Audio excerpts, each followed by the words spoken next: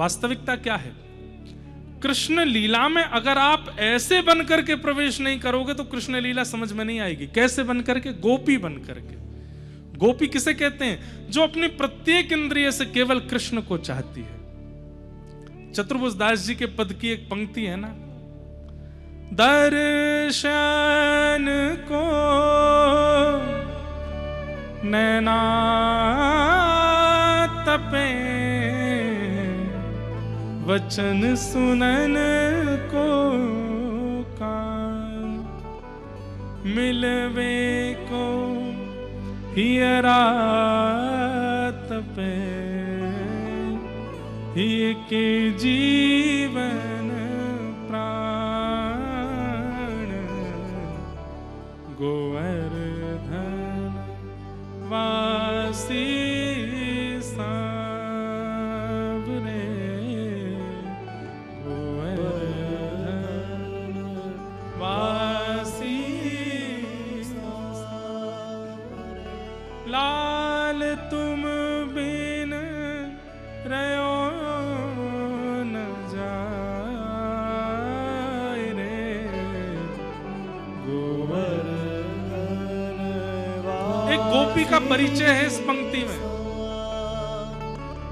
जिसके हाथ केवल कृष्ण को चाहते हैं, कान केवल कृष्ण को, नेत्र केवल कृष्ण को, नासिका केवल कृष्ण को, जिह्वा केवल कृष्ण को, त्वचा केवल कृष्ण को चाहती है, वो गोपी है। और जब तक ये नहीं बनेंगे तब तक कृष्ण लीला समझ नहीं आ सकती। आज परीक्षित उस भाव में आ चुके हैं 3 दिन की कथा के बाद कि उनका रोम रोम केवल कृष्ण का दर्शन करना चाहता है। और इसी चीज को परखने के लिए शुक्राचार्य जी ने कथा को विश्राम किया, लेकिन जब देखा कि परीक्षित अब गोपी भाव में परिणत हो चुका है तो प्रवेश कराया ब्रज की लीला में। अब सावधान हो जाइएगा, आज कल और परसों ये 3 दिन व्रज लीला चलेगी, बहुत सावधानी से सुनिएगा। वसुदेव गृहे साक्षात भगवान पुरुष पर, जनिष्यते तत्प्रियार्थम सबवन्तु सुरस्त्रिय। वसुदेव जी के यहाँ भगवान कृष्ण बनकर के आएंगे, ऐसी भगवान ने घोषणा की आकाशवाणी से। देवताओं को ये आकाशवाणी सुनाई दी, सबने जाकर के व्रजमंडल में अनेक अनेक रूप धारण कर लिए। दुष्ट कंस अपनी बहन देवकी का विवाह वसुदेव जी से कर देता है, और एक दिन उनको विदा करने के लिए जब जाता है तब आकाशवाणी होती है कि इन्हीं का अष्टम गर्भ तुम्हारा काल होगा। ये सुनकर के दुष्ट कंस देवकी मैया का सर धड़ से अलग करने का प्रयास करता है, पर वसुदेव जी आश्वासन देते हैं ये तुम्हारा काल नहीं है, इनकी संतान है, जितने बालक होंगे हम तुमको दे देंगे। इसी विश्वास पर 6 बालकों का वध कंस ने कर दिया। 7वें बालक के रूप में श्री बलराम जी पधारे, पर भगवान ने योग माया के द्वारा उनका गर्भ स्थानांतरित करा दिया, और 8वीं संतान के रूप में अब भगवान कृष्ण आ रहे हैं।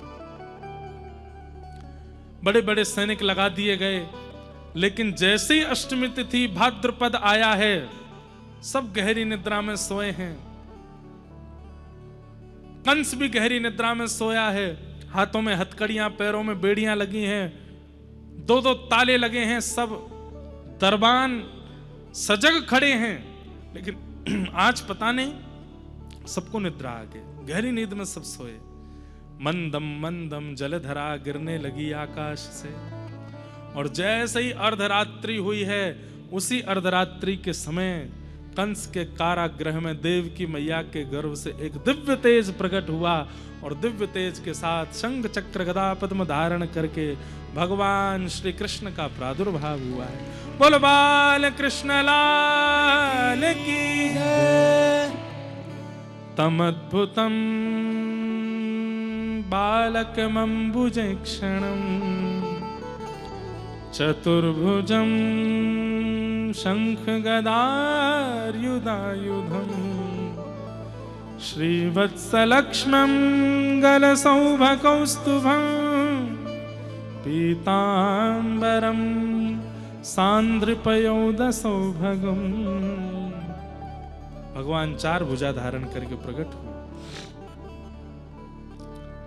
गले में कौस्तुभमणि पहन के आए हैं, पीतांबरी पहन के आए हैं, शंख चक्र गदा पद्म सब चल रहे हैं ठाकुर जी के। मंद मंद मुस्का रहे हैं।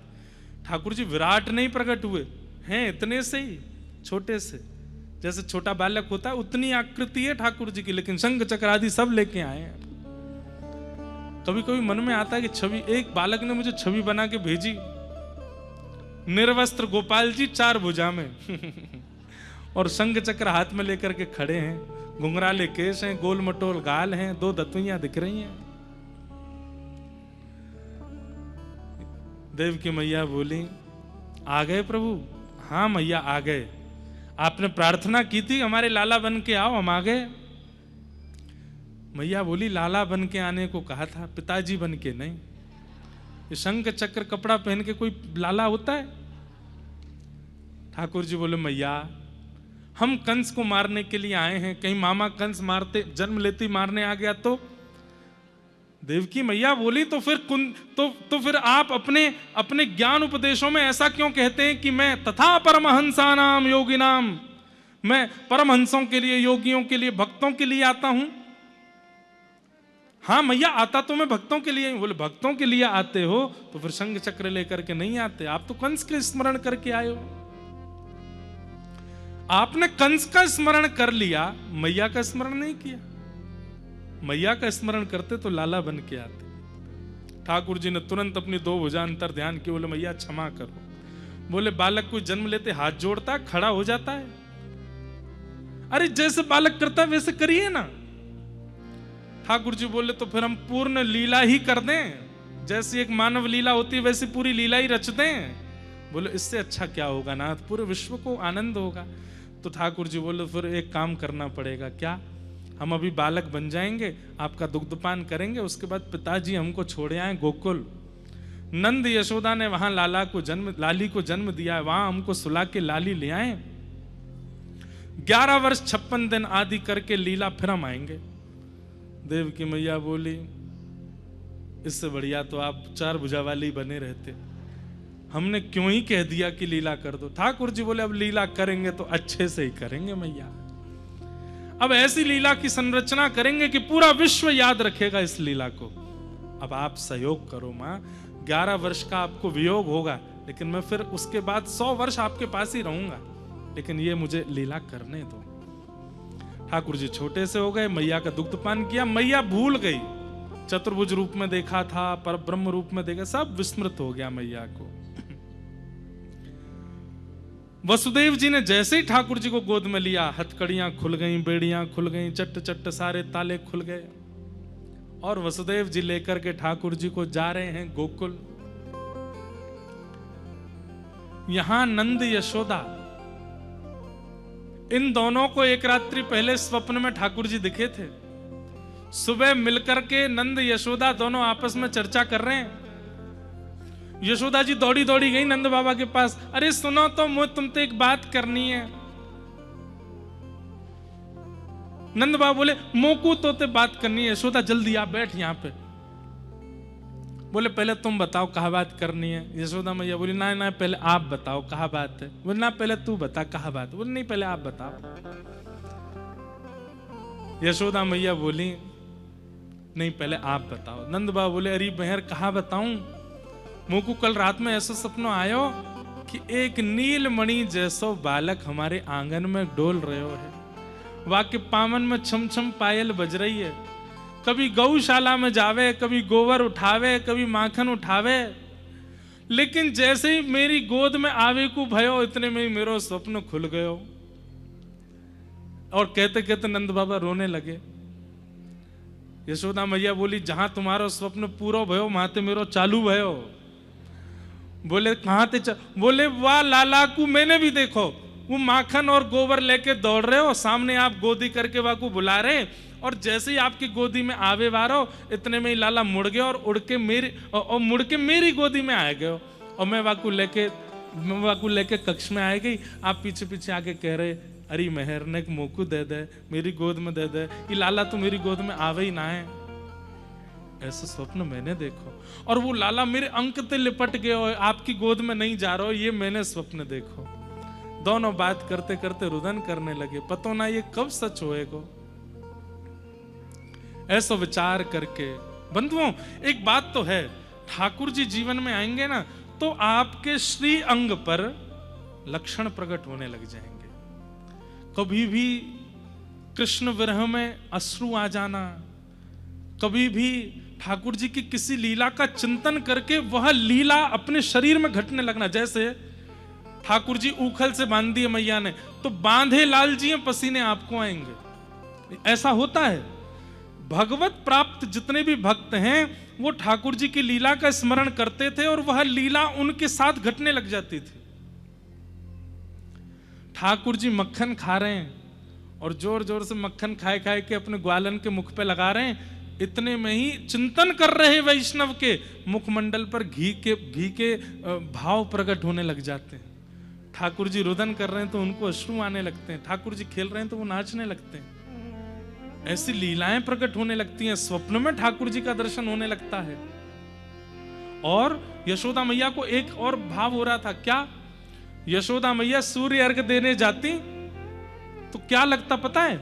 जब सूर्य अर्घ देती तो थोड़ी देर में सूर्य भगवान के नेत्र दिखाई देते, नासिका दिखाई देती, मुख दिखाई देते, और इतने में सूर्य भगवान यशोदा मैया को प्रणाम करने लगते। तो यशोदा मैया घबरा जाती, अरे सूर्य देवता तो मुझे प्रणाम कर रहा है। गौशाला में जाती तो जो गाय रम्माती रहती थी, आज वो यशोदा मैया को देख करके मानो यशोदा मैया के अंग से स्पर्श करना चाहती हैं। क्यों? ठाकुर जी आने वाले हैं। चंद्रमा को अर्घ देने जाती हैं तो चंद्रमा भी प्रणाम करता है।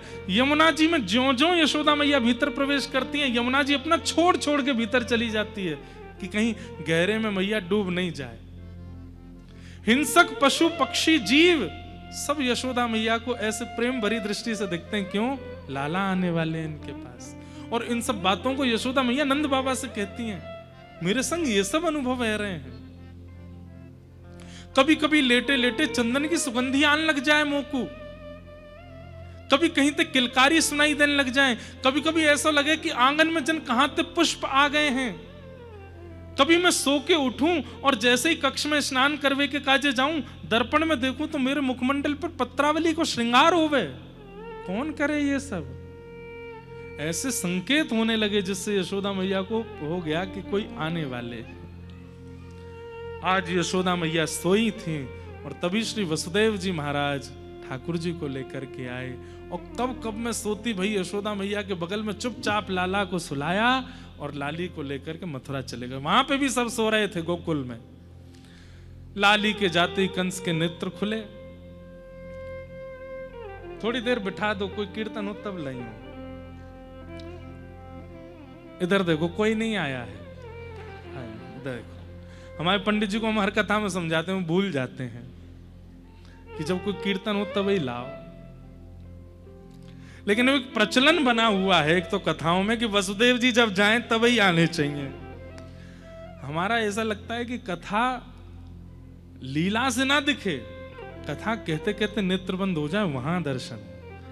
अब तो ठाकुर जी तब आने चाहिए मंच पर जब यशोदा और नंद बाबा को पता चल जाए कि लाला भयो है।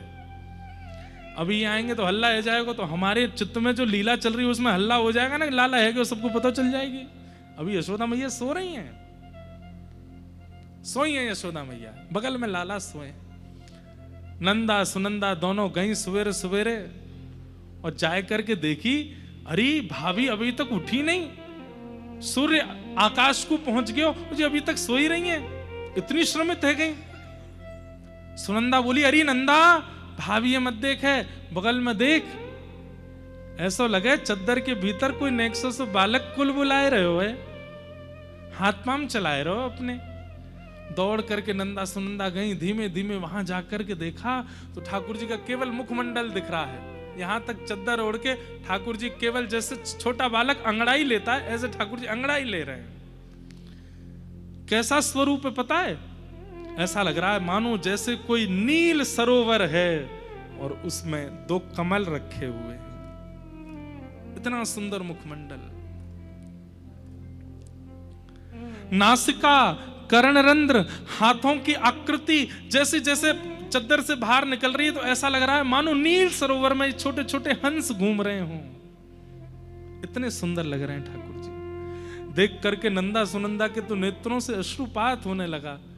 दोनों के मुख में शब्द नहीं है, तभी कहती हैं, अरे देख तो लाला है कि लाली, अरे कोई हो हमें कहा,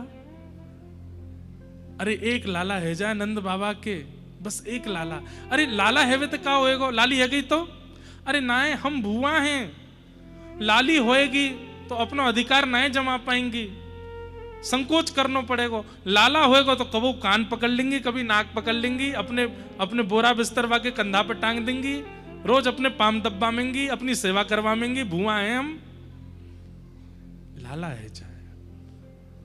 और जैसे ही चद्दर हटाई है महाराज, 21 बार हरिशरणम को जाप करते हुए जैसे ही चद्दर हटाई, है गया है गया है गया है गया है गया है गया है गया है गया। नंदा सुनंदा तो दोनों ने एक दूसरे को मुंह बंद किया, भाभी उठ जाएंगी, जल्दी चल। कहां चले? बोले सबसे पहले ये खबर नंद बाबा को देंगी। नंद भवन से निकल के आंगन में दौड़ रही हैं, नगर में दौड़ रही हैं, गलीन में दौड़ती हुई और एक ही बात कहती जा रही हैं, है गया है गया है गया है गया है गया। सब पूछ रहे हैं कहा भयो, पूछो, ऐसे नहीं जोर से पूछो तब बताएंगे। है गया है गया है गया है गया है गया। अरे आप सबन के आशीष से नंद बाबा के यहां लाला भयो है। और जो जो ब्रजवासी सुनते जा रहे हैं कि नंद बाबा के लाला भयो है, सब ब्रजवासी अपने अपने घर में भीतर दौड़ के जामे, दही उठामे, मक्खन उठामे और लेकर के वे भी यही कहते जा रहे हैं, कहा है गया है गया है गया है गया है गया। अब उनसे कोई पूछे कहा भयो, अरे नंद जी के लाला भयो है। नंद बाबा को जैसे ही पता चली लाला भयो है, कूद पड़े यमुना जी में स्नान करके पी लो, चंदन लगायो, पूरे ब्रजमंडल में हवा की तरह बात फैल गई है।